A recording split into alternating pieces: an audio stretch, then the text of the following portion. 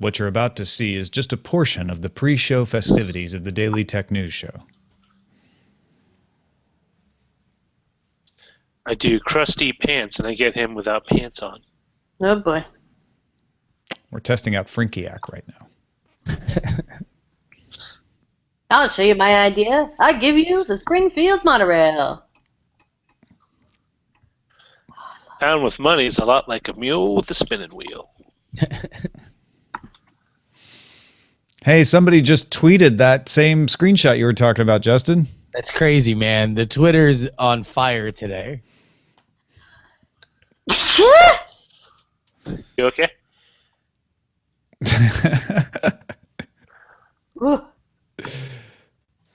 Okay, the people who know British chocolates will like this one. Rob Burgess, we were talking about aeromancy as a term for someone who knows, predicts the weather based on looking at it, like a meteorologist. And Rob Burgess says that should be a wizard who conjures chocolate bars, and then the more specialized mint aeromancy. Ah. Too hard? Worked too hard for that one, huh? Yeah. Okay. Yeah. Sorry, That's I'm fair. trying to find the exact moment where they say, and when Poochie's not on screen, all the other characters should be asking, "Where's Poochie?"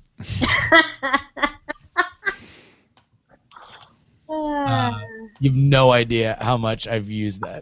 I've heard you use that, yeah. I love saying "Where's Poochie" when somebody is self-involved. And Very often applicable to me. you don't win friends with salad. Is that right? Yes, that's You the don't correct win. Don't win. No, Not you don't make friends. You Or you don't make friends, or you it's don't win. I'm pretty sure it's win. All right. Well, have a good show, gentlemen. I always get it wrong though. So thank you, Jenny. All right.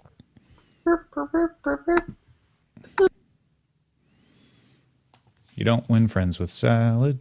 You don't win friends with salad. All the other characters should be asking, "Where's Poochie?" You don't win friends with salad. You don't win friends with salad. It's much more sophisticated than make. You ready to do a show there, Justin Robert Young? Yeah.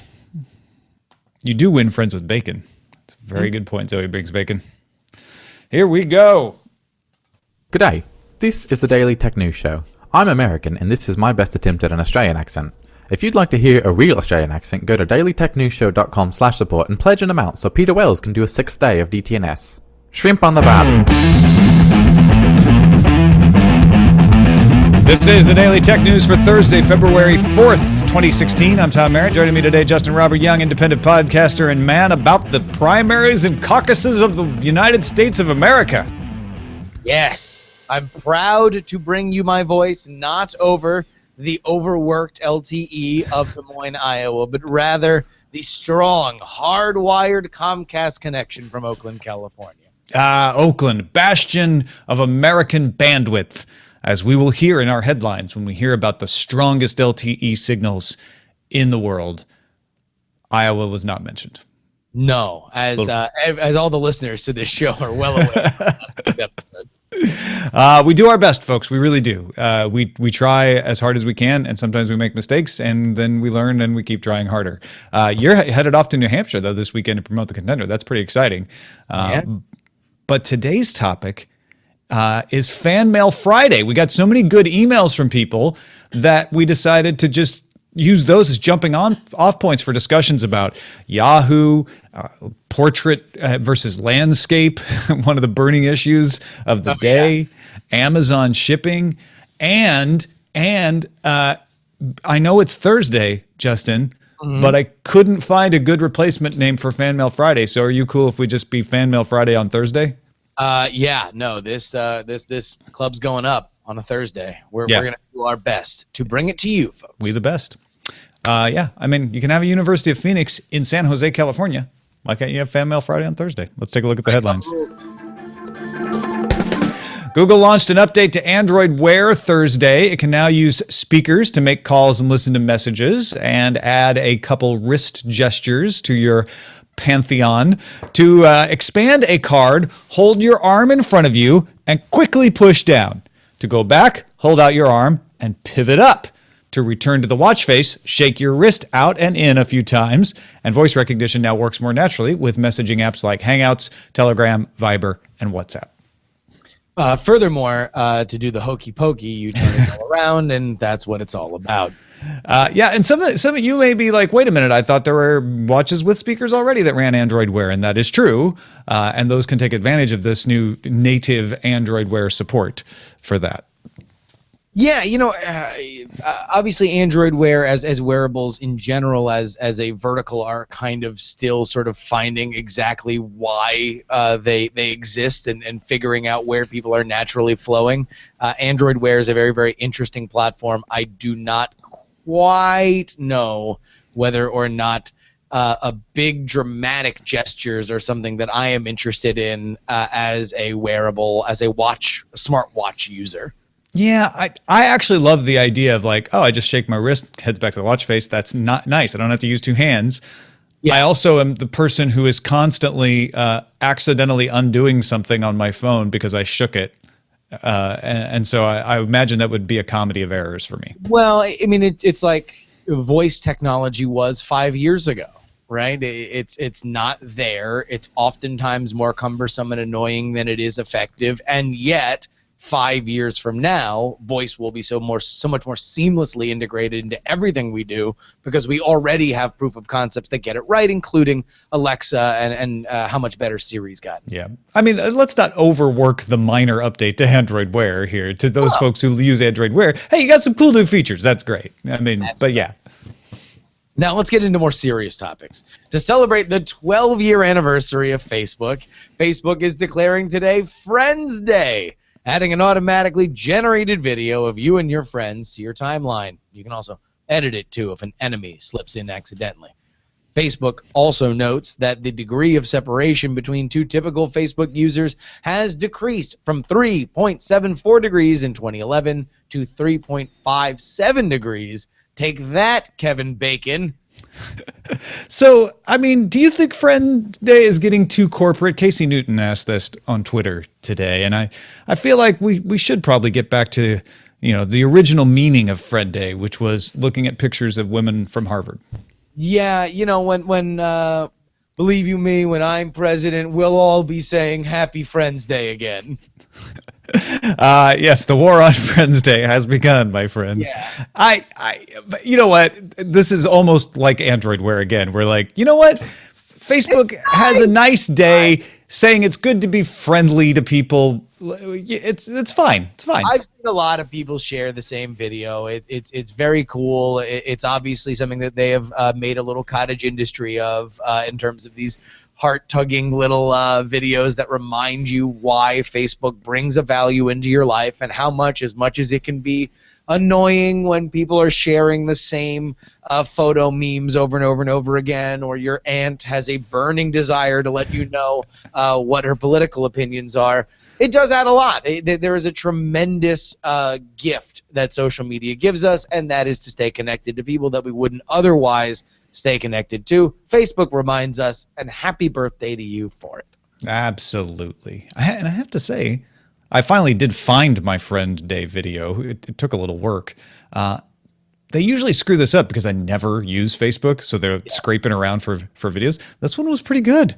It was mostly family members and Veronica Belmont. Yeah, it's very interesting that I was kind of wondering what their algorithm was in terms of figuring out when a certain thing should go, but I think after watching a few of them, you start to pick out little patterns that at the end you have a lot of friends, in the middle you have either a single person or multiple people. Obviously, I think they're pulling tagged photos of you to show you with other people.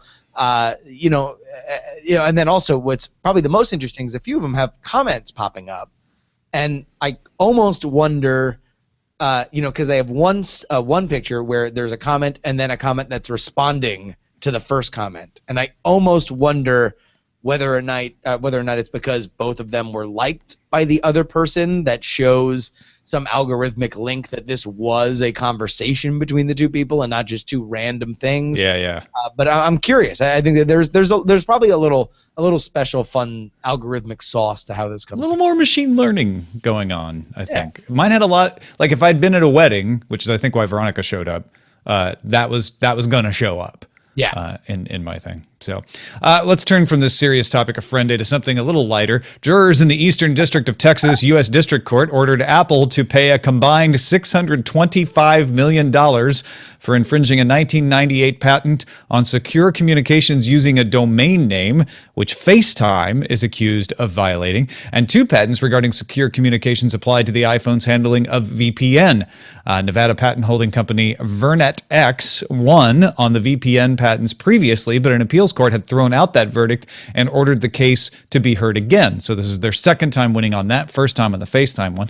Apple plans to appeal again. Microsoft has paid $23 million to VernetX to settle cases regarding Skype. Thanks to Melchizedek74 for submitting this one on the subreddit. So I've seen this bandied about as Apple forced to pay the troll toll. Do you see it as that? I mean, this is definitely a company that fits the definition of a patent troll, which is someone who did not invent the patents, doesn't do anything else but hold patents, and takes people to the Eastern District Court of Texas to sue them about patents. So, if you're in the business of patent holding, you're going to say, well, this is perfectly legitimate exercise of the patent system. Otherwise, yeah, I mean, it fits that definition. And I think Apple's policy on these has always been to fight them all the way to the end, to run up the cost on the litigant as much as possible, because Apple has deep pockets, and even $624 million, if that ends up being what they have to pay, is a small amount. They've been fighting this for 5 years. So I fully expect Apple to appeal this. I expect this to not be the last we hear about this particular lawsuit. However, VernetX seems to be one of the more successful litigants at this sort of thing. They've gotten a company like Microsoft to settle, which is no small task.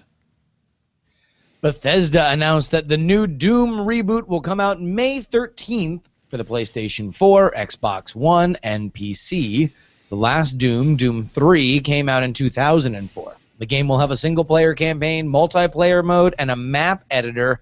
Tom, the internet is abuzz. Doom is one of those canonical games, especially for PC gamers.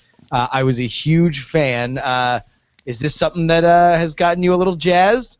Well, yeah, I'm more interested in this because, I was playing Doom on my on my 8, what was it? I was playing it on my IBM PS2, I think, even. Way back in the day. I was definitely playing it on my Acer 90 megahertz Pentium. And yeah, I was never great at it. Wasn't a huge Doom player, but it's one that's definitely got some nostalgia for me, especially because of its ability to be modded and you could build your own levels and maps. But it is sort of in the vein of, hey, the X-Files is back for 6 episodes. Like, hey, Doom's back. That's kind of cool. I mean, Bethesda's certainly hoping that the BFG turns out to be a BFD.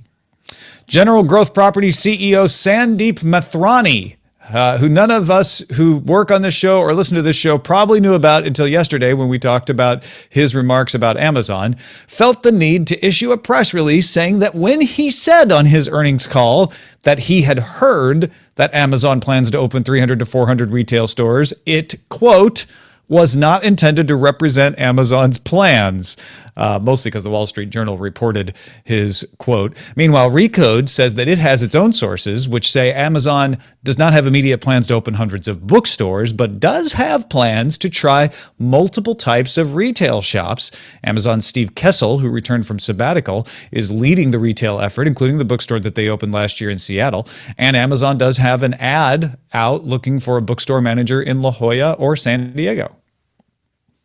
So Amazon, obviously, and we're going to get into more Amazon logistics later in the show, has a gigantic web of moving products from point A to point B, holding products that will be eventually sold in another warehouse. I can certainly see if they say, okay, well, X amount of this normally gets held at this location. What if we tried putting a storefront in front of it and just selling more of it that way? Is there a way that we can kind of keep our product line moving in a more liquid fashion? That being said, I don't know if I totally buy, and I didn't really buy the story yesterday, that this is something that Amazon wants to really, really, really invest in to the tune of 300 or 400 retail stores. I mean, this is a company that already operates on such a razor-thin margin that unless storefront real estate is now so cheap for them that they really can believe they can make it work, I think they will always have a better price model selling it online. Well, yeah, and we talked about this yesterday with Scott. There's a couple of advantages they can have as far as crunching their local data to find out what might be in demand, being able, in the book industry, any books that they don't sell in the store, they can definitely sell online. They're not going to have to return a lot of books to the publisher the way a smaller chain or definitely an independent bookstore would have to do. So there's less risk in the stocking of them. And there's all of these descriptions of plans to use patents that track you as you go into the store so that you don't even have to check out. They just know that you are attached to this Amazon account with this credit card. They know what products you have, and you just walk out the front of the store and they automatically charge you. Yeah, it's a fascinating time for that company, but I think that if somebody was able to do it, they would do it smartly. Although the best bang for their buck will, I think, always be the big, splashy boutique stores and not necessarily figuring out whether or not the corner near your house next to the Subway or the IHOP is the best place to put that location of the Amazon chain. Sure. I like Scott's idea from yesterday about a warehouse store, too, which fits nicely into the distribution center model. Certainly so, although I don't know if with the reputation that Amazon has for their warehouses that they want to say like, oh no, they don't want to open them. Well, yeah, they're gonna have to have a different kind of warehouse store, I guess, if they do that. Twitter user Phil Perlman told TechCrunch's Twitter app is now showing a GIF button between the camera and poll icons when composing a tweet, and several other Android app users have seen it too. Perlman says it let him select trending GIFs or ones based on mood. The button disappeared after taking a screenshot of it. TechCrunch's John Russell reached out to Twitter for comment and received an email saying, "Hey John, here's our statement," and it was a GIF of Justin Bieber shrugging. That made this a story for me. I was like, oh, Twitter's trying out GIFs. Everybody wants to put in GIFs. It's the thing to do these days. That's not that big of a deal. And they always try stuff out, and some people see it and some people don't. The best part is that Twitter had enough of a sense of humor, especially these days, to just send a GIF back of Bieber shrugging. Somebody else did that too, right? Who else did they did a one GIF reply? I don't recall off the top of my head, but now you're ringing a bell, and I don't remember what it was. It's gonna drive me nuts. Yeah. No, I think this is. Oh, Jenny. It was Google. To who? Hold on. Okay, Jenny's gonna look it up. Jenny's gonna figure it out. And meanwhile, Awesome. if you want to fill in this time, just go ahead and look up a GIF of a dog doing a backflip. Yeah, no, I mean, this is obviously the new thing, right? Slack had it very, very positively integrated with their Giphy search. The crazy weekend of Peach was certainly dominated by a very easy GIF search function. Those summer nights. All right, I got it. Oh, cool. March What was of it? 2015, Google sends reporter a GIF instead of a no comment. It was the little girl with the pigtails shaking her head. Oh, nice. Okay, cool. Daily reporter about YouTube live streaming. Fantastic. There we go. But yeah, no, it makes sense. I'm glad Twitter has a sense of humor. Canonical, makers of Ubuntu, have announced it will sell a 10.1-inch tablet that can go from a full-screen mobile layout to a windowed user interface when you add a keyboard and mouse. You can even plug it into an external monitor if you want. Hardware will be BQ's Aquarius M10, which has a 16-gigabyte hard drive, micro SD card slot, and 2 gigabytes of RAM. You can register to be notified of price and availability at ubuntu.com/tablet. Now, Justin, I need you to check me on this because my blood starts running hot when I hear, slick Linux tablet that can be used as a computer, because it hits two of my buttons, open source software that's good, and the ability to just have a device that I can plug into different screen sizes and use in different ways, which I know Microsoft is also working on. Well, I don't think you need to chickadee check yourself before you wreck yourself, because this is something that I think is part of this beautiful new era of where we are with hardware. Hardware is so cheap right now that you have any number of people that want to get into it, and finally you can maybe get to a world where, like, listen, Apple made the reputation on the idea of the merging of software and hardware, right? Now, kind of on the other end of it, as opposed to it being at the absolute top end and modifying every little thing, you can maybe have a little bit of that synergy at the bottom, where a company like Canonical, which isn't necessarily known for hardware manufacturing, can say, hey, look, there's enough off-the-rack stuff that we can mod our software to meet halfway on and create a pretty rad product. I think this is a really exciting probability. And the version of Ubuntu that can do this has been out for, I think, a week. So you could try putting this on your own hardware, but having some hardware that Ubuntu says, yeah, we're sure that this works pretty well, and putting it out will go a long way to getting people who might not try it to give it a whirl. Depending on what the price is, it's a little bit small at 16 gigabytes, I have to say.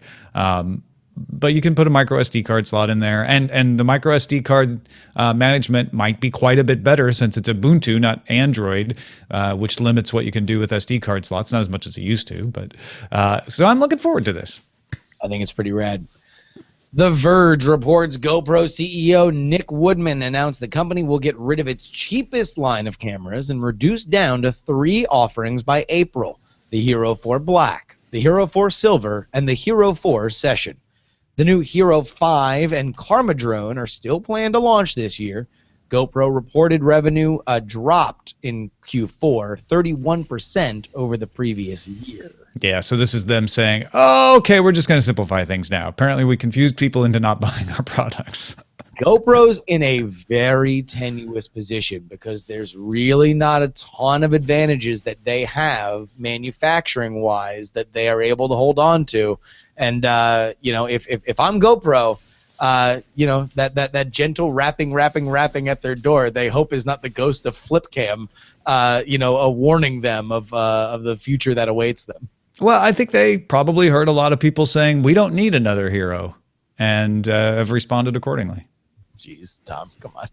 I'll credit Beatmaster who said that first in the chat room. OpenSignal released a report on the state of LTE service in the world. South Korea leads the way in coverage with 97%, followed by Japan, Hong Kong, and Kuwait. Korea's LGU Plus has the best coverage for a provider.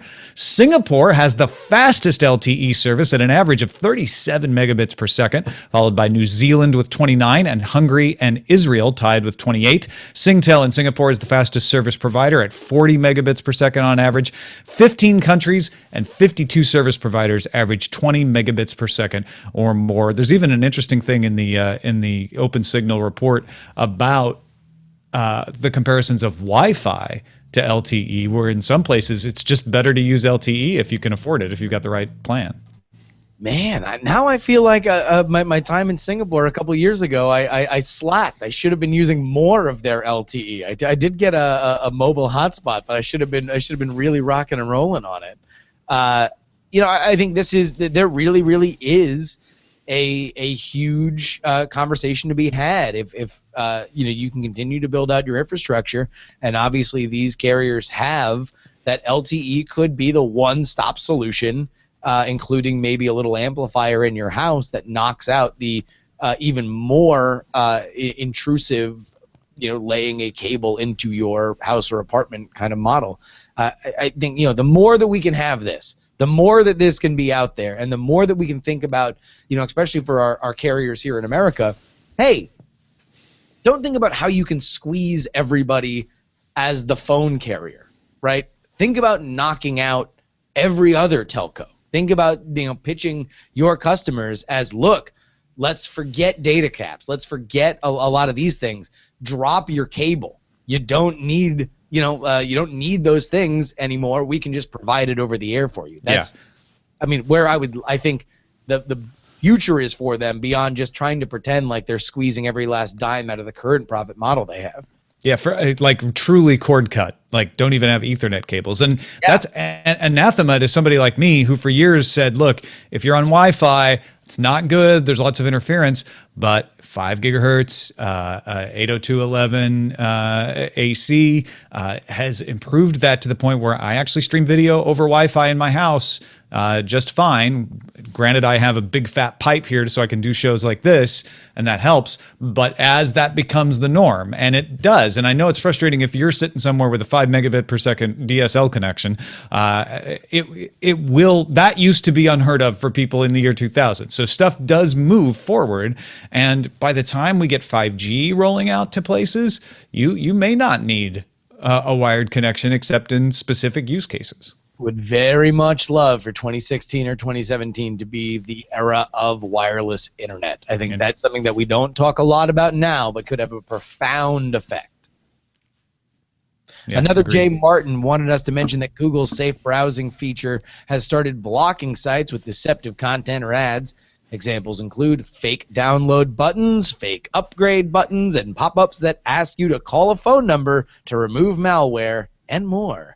Another J. Martin also wanted us to mention that Google's safe browsing feature has did that thing get pasted in there twice? I think it did. No, well, he really wanted you to know. But the examples are all the same. Exactly. Yeah, so there you go. Thank you, Another J. Martin. And that's going to help with the safe browsing. I would also like to now say... it's back. What were you going to say? I said I would also like to say thank you. So we thank him twice because he wrote it to us. And finally, I might start doing this more often. We'll see how people like it, see how I like it. There were lots of other stories today. Sharp apparently might pick Foxconn to buy it. Mozilla is ending Firefox OS for phones in May. The Trans-Pacific Partnership was signed in Auckland, New Zealand. And don't fly your drone within 36 miles of the Super Bowl, Justin. Even if it's in your backyard, they might use lethal force to shoot it down. Hachi machi. Thanks for submitting stories on our subreddit, dailytechnewsshow.reddit.com. Keep it coming. Helps us make it better for everyone. And that's a look at the headlines. All right, so it is Fan Mail Friday on Thursday, and when we do this, we start with the pick of the day and then get into the rest of the messages. This one comes via email, sent on January 30th. Apologize for just getting around to it now, but Joe the Pilot sent the following. So you can email for free now on Blue. I have no idea how long this has been going on for, so I'm going to send you an email. This is my email. It's not long, but it's from the Big Metal Sky God. Thank you, O benevolent sky god, for this internet we are about to receive. Forgive us our missing packets and deliver us from latency. Again, free sky mail from the sky. So a real interesting trend that I've noticed, and obviously I fly primarily United because that is where my business traveling. Because they own your soul, right? I got you. They own my soul. But United, in their roll your own internet, which is now primarily what they have on all their flights, that you very rarely see Boingo or the GoGo wireless. They have two options. You can either have full browsing, what they call full browsing for usually $2.99 or $3.99, depending on the length of the flight per hour, or app browsing for $1.99. So it is cheaper, and primarily what they are differentiating without differentiating is the difference between your phone, your mobile, and your laptop. I think people, the airlines are right now noticing that, especially as they scale back their, few new airlines have the monitors in the seats anymore. You certainly are the days of the big monitors in the middle of the hallway, like a bus or anything like that. That people want to be connected on their own devices. And where do the slow speeds of airplane internet perform the best? On apps that in generally don't require all that much constant data transfer. Aside from, of course, the streaming video ones. So great. Preferring apps over the actual internet, making all packets not be equal. I love this. Okay, sure. Listen, I know that you like to fight this war on all fronts, and apparently the aerial battle is not spared. But considering, for people who fly a lot and are constantly just sitting around on airplanes bored as hell, I think that's probably not the worst thing. So can I use my browser app? Funny enough, I tried. You can use the browsers that pop up automatically in Facebook and Twitter, but if you tried to use Safari, it blocked you. This is a horrible thing. This is a horrible, horrible thing. Hey, listen, I got to play a lot of Hearthstone. Well, see, that's how they get you. Hearthstone is the opiate of the masses. Send your picks to us, folks. Feedback at dailytechnewsshow.com. You can find more picks at dailytechnewsshow.com/picks.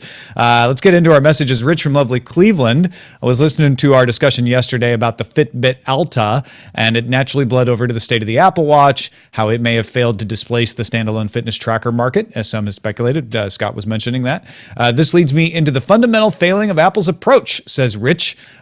As far as something that dominates an emerging market can be said to fail. A lot of Apple's secret sauce is that they are excellent at having their existing products train and condition people for their new ones. The iPod trained people with iTunes and the expectation to have a digital library on them leading into the iPhone. The transition from the iPhone to the iPad is virtually seamless. Even the new iPad Pro, I believe to be conditioning a transition to their general computing future.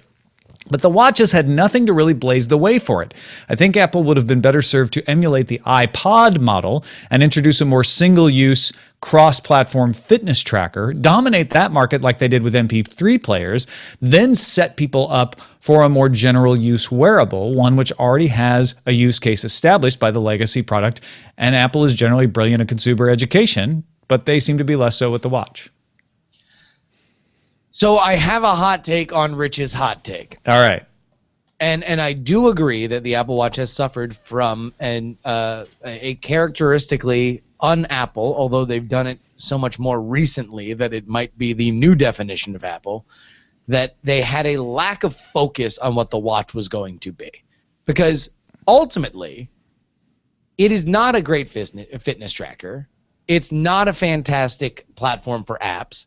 But it is, for me, a great echo of what's going on my phone. I get to keep my phone in my pocket more and interact with the world, the internet world abroad, in a lot more seamless and interesting way with my watch. If they would have focused on that, now granted, that would have been something that a lot of other watches could do, but I think, and I don't want to get into this whole like, well, the old Apple would have and the new Apple does, but I think that they should have been unafraid to say, yeah, these are features that other people have. Guess what? You're going to like them more. They're going to be integrated better on our platform. I think that is absolutely where it shines. And ultimately, when you look at it saying, oh, I don't know, did it displace fitness trackers?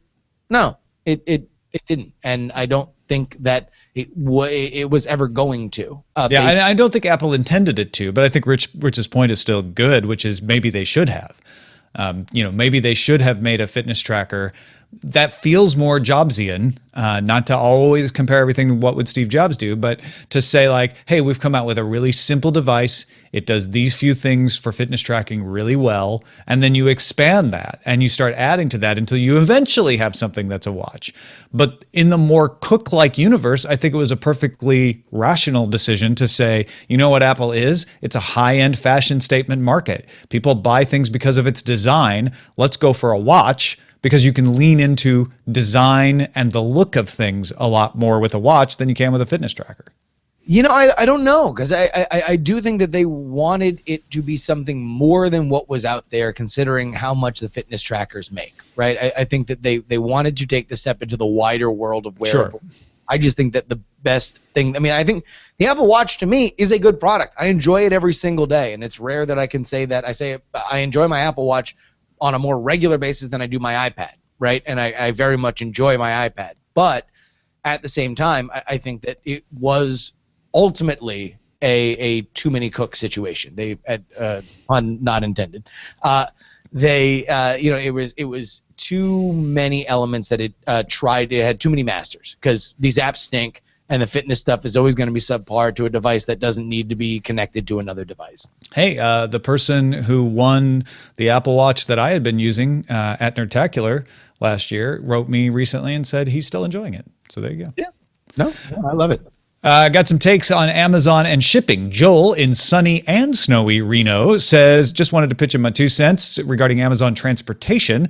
I drive for a big brown logistics firm. Must be DHL. And we do a lot of business with Amazon, but most of the trucks and trailers that are the distribution centers are not FedEx or UPS, but rather a variety of third-party shippers and such. Most people think UPS or FedEx for shipping, but they are only the end point in the logistics chain. Most products hit a few warehouses and distribution points after getting off the boat before they even know what a FedEx or UPS trailer looks like. Seems to me that Amazon is looking to increase its efficiency for its distribution needs within its network of centers. No hard evidence, but for the amount of volume I see, that's what makes sense to me. And that would fit in with what Big Jim was saying, that they want to become a shipper on that end of things, like taking it from the boat to the distribution center. George wrote on our blog, I'm not sure why the tech community is so flabbergasted about Amazon going physical. Seems to me they're taking a natural growth path. In their era, Sears, JCPenney, and Montgomery Ward are just 3 big examples of companies that had huge catalog and physical businesses running side by side. Direct ship to customer or in-store pickup were long-time features. The only thing that is different is the absence of a paper catalog and the communication technique. It sounds to me like Jeff Bezos is taking a cue from the past. And then finally, Bill in Huntsville wrote, last May, Jason Calacanis was on Twit and discussed Hyperloop and said he's an investor and personal friend of Elon Musk. And during the discussion, he said the primary use of Hyperloop would be transoceanic freight. So there you go. We got the possibility that Amazon just wants to do the logistical end of shipping, possibly by Hyperloop, and maybe they're just doing the catalog store thing all over again. Okay. Let's peel these back one by one. All right. Elon Musk, obviously, genius of a generation. His impact will long last.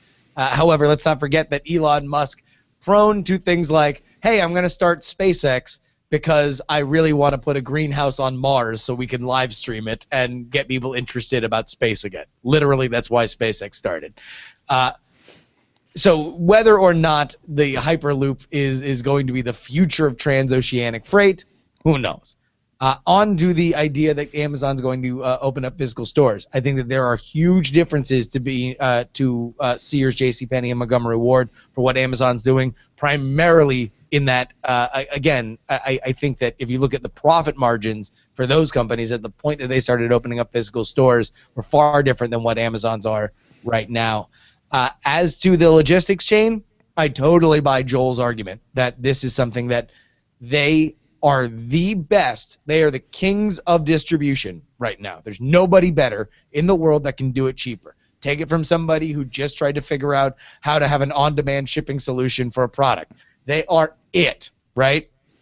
However, they need to remain it. They need to constantly be looking to make things bigger, better, faster, stronger. So Joel's theory makes a lot of sense to me. Yeah, and to George's point, it does seem like a very attractive analogy, and I'm a big fan of, like, hey, we used to do this in the 1800s, and people forget about that. But I think these examples are in reverse.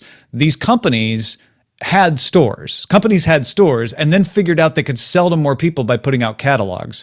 What Amazon's doing is saying, hey, we went and we kind of like ruined people's businesses with our website. We ran Borders out of business with our website. Maybe we should open physical stores now. And that's, I think, flabbergasted may be overstating it. I don't know that we're all astonished at the idea, but we're a little surprised that Amazon would say, like, hey, our business was so much better, we drove physical stores out of business, and now we'll open physical stores. But there's also some logic behind it as well.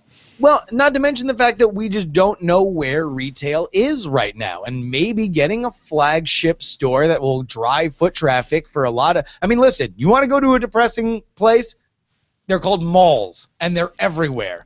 Walk into the mall that you remember as a kid and then count the storefronts that are no longer operating that you remember operating 10 years ago. Of course, you need to be at least 10 years old to run this equation. But yeah, I mean, like it's not a great era right now for physical retail space. if Amazon notices this as a trend and says, you want to know what, in the following markets where we can stock these stores with very specific products that are based in distribution centers that are close to it physically, we could very efficiently and cheaply run a physical store, that makes sense to me. Although Mr. Bethany, who's the one who let slip that Amazon might be planning hundreds of stores, in that earnings call was arguing like, no, our malls are doing fine because we have soft goods and people need to come to stores for soft goods. And he was pointing out, you've got Warby Parker opening stores, you've got Bonobos opening stores. And that's when he got himself in trouble by saying, and I hear Amazon might be opening stores. But this is the point is to what you're saying. It's the change in retail. And I think that's where George's post on our blog actually does have a really cool comparison, which is what stores did with catalogs was figure out how to reach a new market. And then they opened catalog stores. We had a JCPenney catalog store in my hometown because people wanted a place to do returns and they wanted to be able to maybe see a few of the things that they were ordering, have somebody to talk to if they had a problem with their order, maybe have it shipped there if they didn't have a really reliable way to get it to their house. And that's what Amazon could be doing again. So it is that piece of history repeating itself. Yeah, certainly so. Jeff in Knoxville, Tennessee said, one night, my son brought one of his books out of his room and started reading it to me, and I wanted to capture this wonderful moment, so I started filming the moment horizontally, because video is horizontal. Then I realized that if I were taking a picture of him, I'd do it vertically because he's the subject of the picture, not the lovely backdrop of my hallway. So as he turned the page, I turned my phone and took a step forward. Now, instead of having a video that was 2/3 carpet and 1/3 him reading, I had a full-framed video of him reading where I could actually see his pride as he did it. Why was I so stuck on horizontal videos? Just as a good photographer must learn to recognize when portrait is the correct orientation for a photograph, videographers must now learn to recognize when portrait is the correct orientation for a video. Because of this, I am unapologetically pro-portrait video when used properly. Well, Jeff, I hope that you realize later that you also need to stop your horizontal video before switching to portrait when you start a new video, because otherwise you're going to get the orientation all screwed up and you're going to be looking at something sideways. That being said, I think it's overblown, the idea of, really the reason why we have such a problem with horizontal video in general is because we watch video by and large on sites like YouTube that have horizontal boxes for us to watch it, and we find annoying and wasteful the blocks on either side of a portrait video. Nobody complains on Snapchat that, like, oh my Lord, all this video is portrait mode, because the app's on a phone that shows it well. You almost get more of a sense and more of a visceral reaction that you are there because you are looking at it much like they shot it on their screen. So I think this is kind of an antiquated argument, or maybe not antiquated, but a sign of a growing time where we just need to understand that there are many ways to watch this kind of stuff. Failed Access Memory was reminiscing about the old days when you saw the Yahoo logo out beyond the yard marker of 404 in the Giants games on TV, and said, I always thought Yahoo made a mistake by not becoming a content provider and selling the rest. I believed they have excellent media content, which is used and cited by many media outlets, including yourself. And if they did go this way, I'd believe they could have become content king or even king of them all.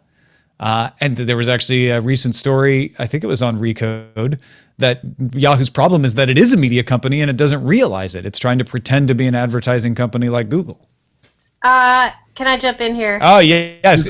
Former Yahoo employee Jenny Josephson must jump in here. As someone who made award-winning content for Yahoo, I will say that, and this was publicly reported, so I'm not breaking any sort of NDA, but in the time between they fired the one CEO of Yahoo who lied about his resume and before they hired Marissa, there was a guy named Ross Levinson who had come from Fox, who was the interim CEO of Yahoo, and he had submitted to the board, this was like greatly reported, the plan to knock Yahoo down to like less than 5,000 employees and make them a pure media company, because what they were doing was so strong they could have become sort of a more high-class demand media, or they could have even aspired to really become just like a digital magazine, because when you look at Yahoo at that time compared to all the other users of content sites on the internet, it's up there. It's up there. Like, I used to know the numbers by heart, and I don't now, but that was the plan. And then this unicorn named Marissa Mayer came along, and like or hate, however you feel, the people who wanted Yahoo to be a tech company were like, no, this is our gal. And so the notion that Yahoo was an internet company and a technology company was too strong to break. And that is one of the many reasons why they went with Marissa instead of the plan that is the same plan that they should be doing now, which is continue to do excellent work in the verticals where people already look at it every day like a daily habit.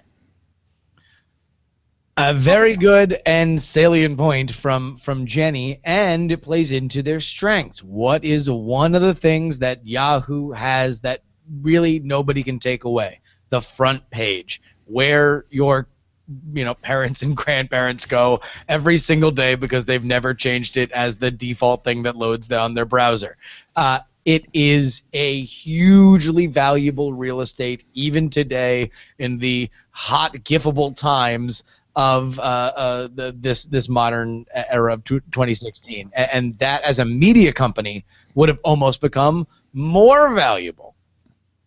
Yeah, They already had the thing. They already had the thing that worked.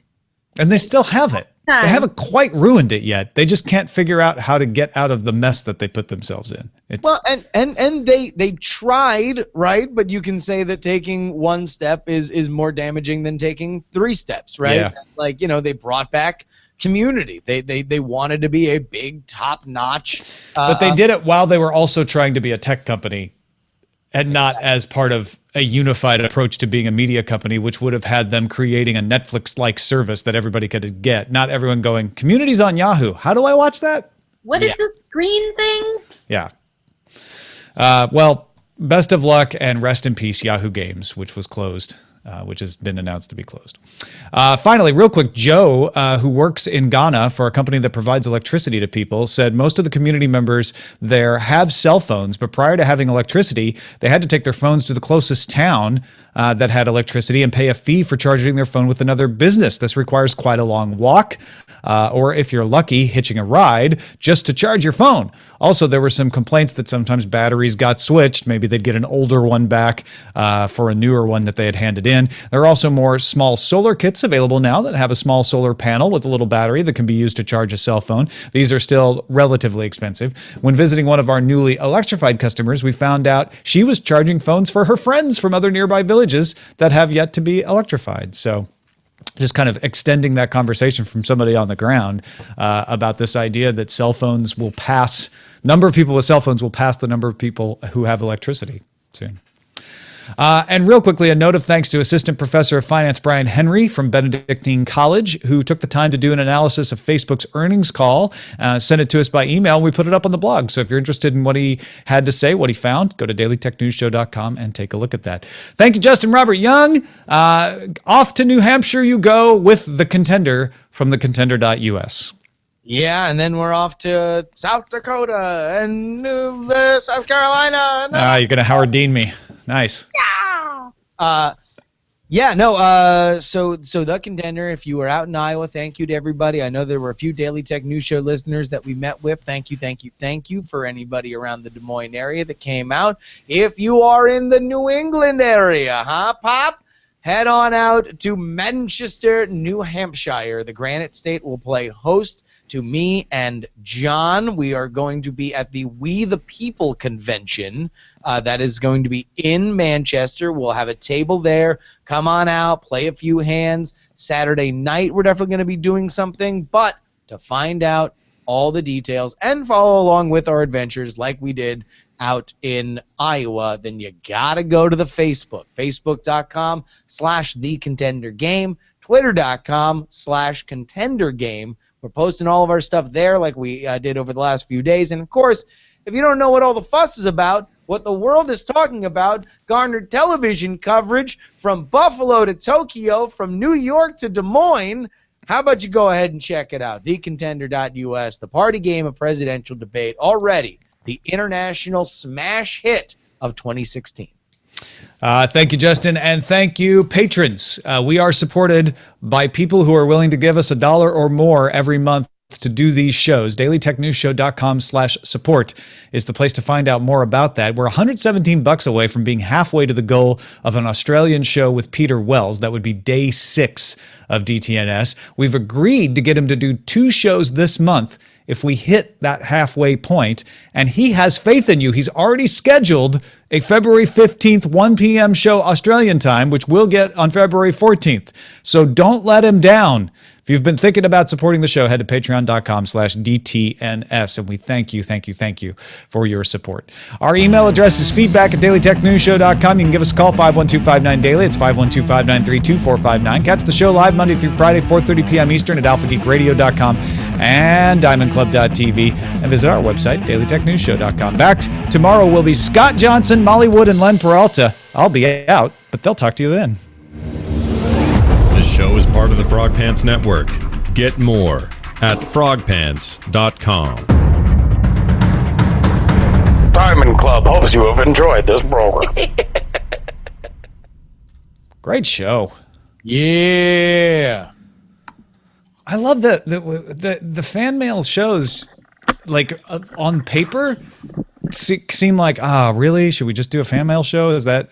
But then they're so rich with topics because we get such good emails. Yeah, and I think it's certainly not a shame. I would prefer this than us trying to rework our own hot takes into Walt Mossberg's hot take, which is only a hot take because Walt Mossberg said it. Yeah, right. Exactly. I 100% agree. What should we call this show? Google wants you to do the hokey pokey. You put your Android Wear in and you shake it all about. These are good. Then why can't we be friends? We don't need another hero. Ooh, I like that one. I know, I like that. Murica is LTE to the party. Where's Poochie? We don't need. I wasn't even on the show. No. We don't need another hero is my pick. I'm sorry. Rich Corinthian topics. JetBlue is Hearthstone friendly. Well, United is Hearthstone. Justin hastens to point out. Listen. Hey, Listen. Hey. By the way, super cheap flight to Boston. Nice. Really? On United? 250 round trip direct from No kidding. San Francisco. Under 250. Direct. 44 direct nonstop. Wow. I guess everybody's just like, no way I'm flying in February. And so they have to lower the prices. That's awesome. We've got Hearthstone as the opium of the internet, which I'm kind of like. And a very meta joke from another JPM, which is, it's pronounced Twitter has no comment. Yeah. That's pretty good, actually. I'm fine with We Don't Need Another Hero. Yeah. I like We Don't Need Another Hero. Yeah, let's do that. I think GoPro's screwed. Do you? Like Terminal? I mean, what do they have that somebody can't do cheaper? Action. I mean, they got a great brand, right? Know what else had a great brand? Flip cams. Flip cams were great, and then mobile, and then cell phones happened. Should GoPro come out with a phone? No, I mean, I think what would make GoPro, and this is something that I feel like would have been the play for them a couple of years ago, is to make a video destination, right? Like be the place where you or buy or invest in.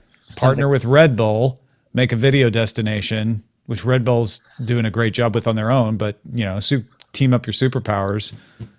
Yeah, I think GoPro does some partnerships with Red Bull, so it's just, I mean, you're already a lot of the way there. You just have the place where it's like, oh, okay, well, where do people watch this kind of footage? Right now it's YouTube because everybody watches every kind of footage at YouTube, right? But in the same way that if you're like, oh, I want to make a short film that I spend a lot of money and time on, If it's not a fan short film that uses, copyrighted characters, then a lot of people put it on Vimeo. A lot of, there are web verticals for which content finds. I think GoPro had a strong enough brand to kind of make that the action sports place.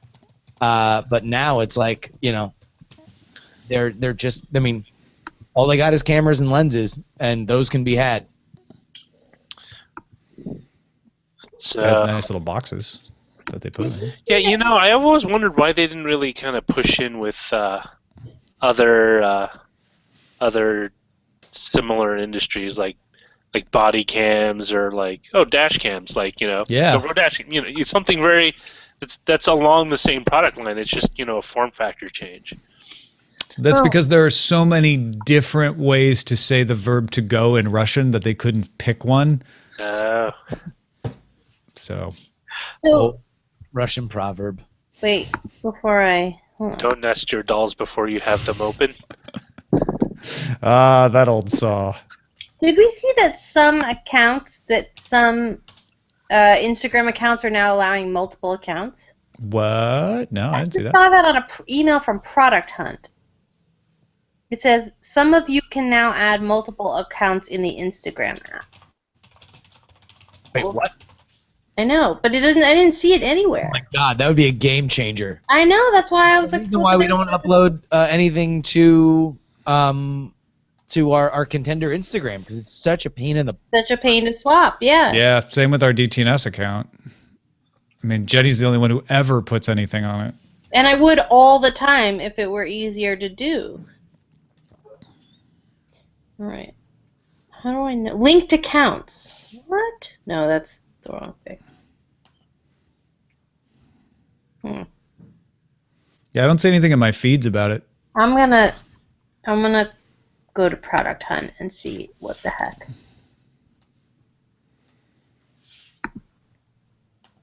Maybe they're testing it. Yeah, you might be like on the leading edge of discovering this that's happening out there in the world. That and editing things in Twitter are my number 1 and 2 bugaboos.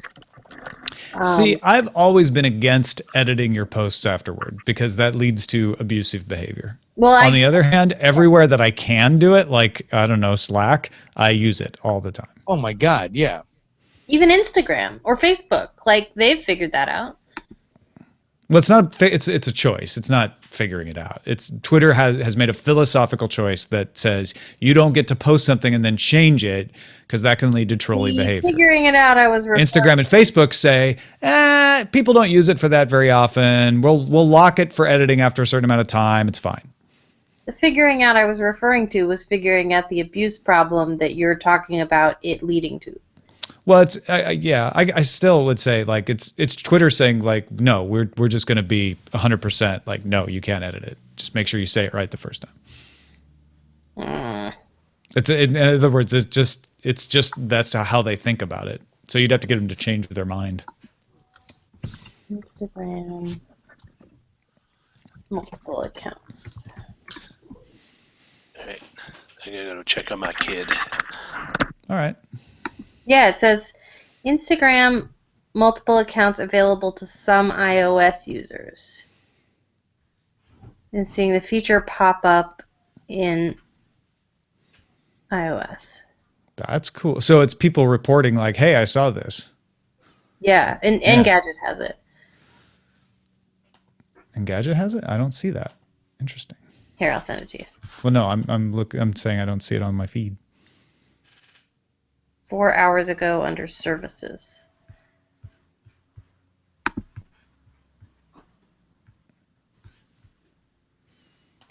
Instagram introduces 60-second video ads. Is that the headline?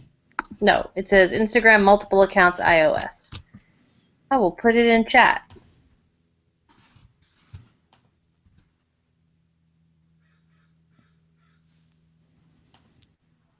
So they're saying it's probably in the testing phase. Log add account. I bet I don't have it. I'm not that cool, but that means. Oh, there it is.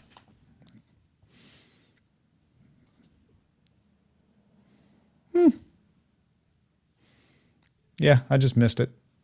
But it's weird because I didn't see it. Like I didn't see it anywhere. I guess nobody's excited about it, except I'm us. excited about it.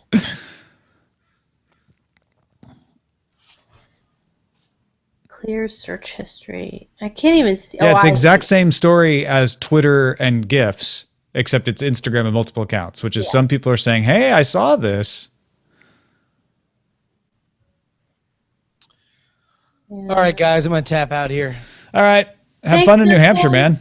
Oh, man, it's going to be a blast. Yeah, Jenny, if you happen to know anybody out there, holler at. I'm all at your boy. Boy.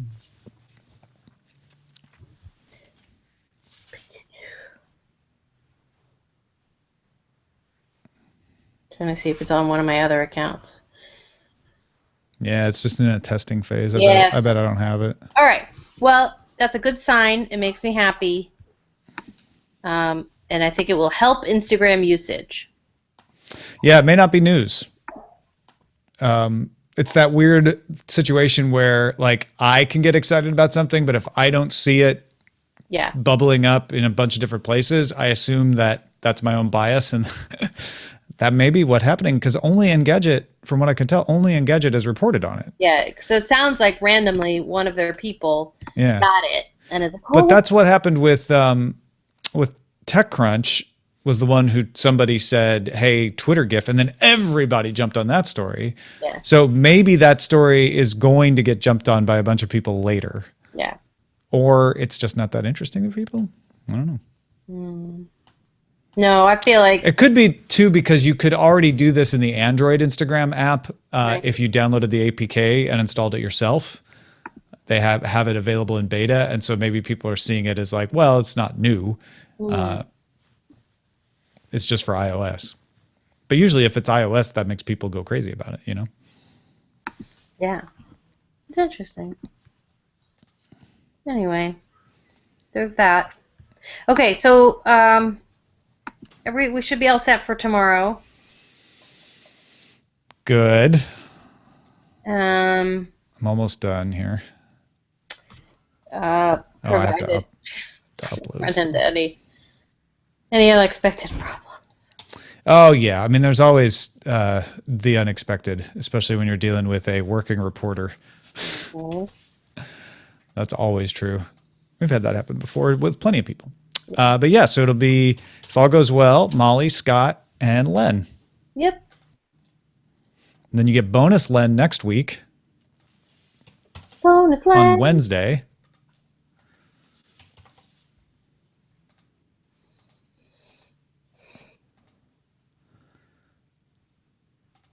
And yeah, it's so funny. Like, it's just a Fan Mail Friday type episode, and it went long because we had such good stuff. Yep.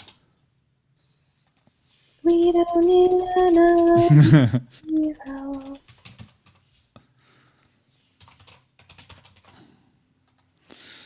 So yeah, if anybody's wondering where I'm going, I'm taking my wife to see Jennifer Lopez in Las Vegas, Nevada. So much fun. Christmas in February. I'm still Jenny from the bottom. I bet she'll play that. She's going to play all the hits. I wonder if there'll be any guest appearances, like pull somebody like, ladies and gentlemen, welcome Nelly Furtado. Won't be Nelly Furtado. Nelly Frittata? Nelly Frittata. Hi, Ellie. Hi, Ellie Frittata. You see these people? What, you still want to sleep? You still want to see your sleepy baby. For an hour. Yeah. No. Oh. The day I don't like the post show. You left me out of the pre-show. I'm mad. You're mad. Don't be mad. I'm mad. I'm mad. No. Whap. Oh, I like that arm raised, ready to whap. You want to... Oh, yeah. I will say hello to Mitsula. In fact, I should ping him and find out where he's going to be. He knows all the dens of all the sins. All the iniquities. Yep. It's not all he knows, but he does know those. No, he does know those. He definitely knows those. A subset of his knowledge. We're not trying to say he's mono knowledgeable.